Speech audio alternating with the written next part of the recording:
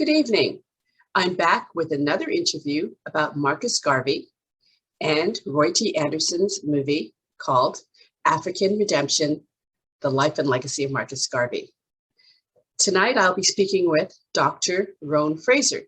He's an independent scholar who used to be on the faculty of Princeton, Temple, and Howard Universities. He's the co-editor of Critical Responses About the Black Family in Toni Morrison's God Help the Child. He also published an article about Jamaican novelist Marlon James. It was about his novel, A Brief History of Seven Killings. Dr. Fraser is currently working on an edited collection about the scholarship of Dr. Toni Martin, and he is the editor of the Marcus Garvey Library. Please join me in welcoming Dr. Rhone Fraser. Welcome, Dr. Fraser. Thank you for agreeing to discuss the movie with me. It's my pleasure. Thank you, and thank you to Roy and Allison for writing such an important film that truly vindicates the legacy of Marcus Garvey. That it does. Now, you have written a scholarly review of the film, and I'd like to know what your main takeaways were. This film should get us to see Marcus Garvey not as simply a convicted criminal, but as a visionary. I also believe this film is so important because it corrects what was written about Marcus Garvey. There were a lot of misconceptions about Marcus Garvey, that's for sure. What were some of the main misconceptions that you feel this film corrected? The main one was that he believed that all Black people in the West should return to Africa. And he had two speakers in the film which really questioned that. The lawyer who was interviewed, the Jamaican lawyer who was interviewed in his law office, said that Garvey did not believe that all Black people born in the West should go back to Africa. Only those who are conscious, like himself, about building and were clear about the need to make sure that Africa is for the Africans. Now, that has been a major misconception about his work and his philosophy. What were some other misconceptions that you feel the film cleared up? The fact that the strategic decision to meet with Edward Clark Young was a mistake. Even though the film doesn't say it was a mistake, you understand the logic behind it because according to the white supremacists that the film did interview, there was an understanding about a mutual understanding from both groups, the UNIA members and the Klan members, about their commonalities. And that was what it cleared up, that Garvey's choice was a mistake. It was not a mistake. It was very strategic. It was very strategic. And what were some of the commonalities? One of the commonalities between the white supremacists and UNIA members is that we're really fighting a class war by the wealthiest against poor people using race. I think the Garvey movement really exposed that more than any other. It definitely did. Yes, the class war and how we don't need to hate each other or hate another person because of their skin color. We just are very clear in terms of UNIA members that we stand for free Africa, and we stand for race first, nationhood, and self-reliance. Those are the three principles that he taught. And I also want to say, and that what the film cleared up was the idea that the only mentors of Garvey were in the US. They were not. The film spends extensive amount of time discussing Garvey's, those who influenced Garvey's mentors, like J. Robert Love, like Dusay Muhammad Ali. These were people, like-minded men who came from who went to the mother country, particularly Ali did, and learned that it was their duty to communicate to their colony from the mother country.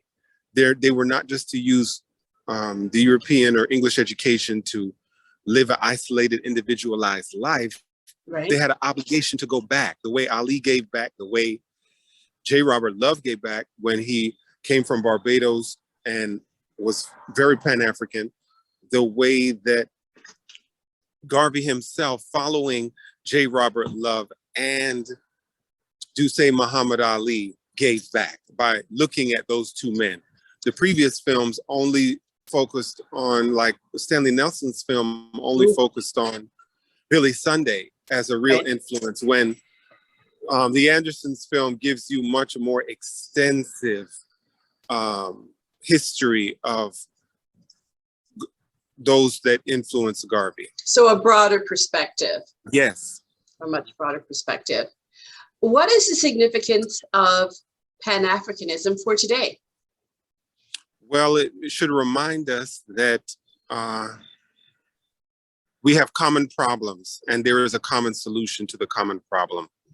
And we should not focus on the national differences because of nationality, but we should understand that because of our common problem, we can solve it or address it in a common way, where we look at our brother as our brother, who is also in a similar way oppressed by European colonialism, but who can work with those who are in a similar situation to throw off those chains.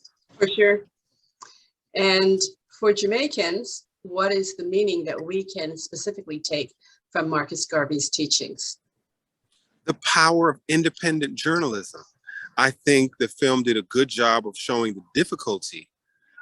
Several lawyers did the Jamaican lawyer in particular, and the professor that was interviewed talked about how difficult life was in Jamaica for Garvey, not because of the people, but because of the ruling class, the colored class, the white class that did not want his ideas spreading, that actively destroyed his effort to be on the Kingston St. Andrew Council, that downplayed the role of his activism, his journalism, in creating the PPP, which branched off into JLP, and well, the Jamaica Progressive League is what the PPP became. And Garvey's whole work behind that. But really, to answer your question, it's because of the newspapers, where he owned his own press, and he is the example for all of us about the power of an independent press, not only in Jamaica, but in the United States. Now we have the internet. We have to find new ways to spread information, gain profitability, become financially sustainable as an independent press. And we have the blueprint from what Garvey did with the Black Man magazine in Jamaica and England. He gave us a template, and that can be applied to journalists, novelists, or any writer. I encourage everyone to see the film. They'll learn a lot more about Marcus Garvey than the narrative we've been given.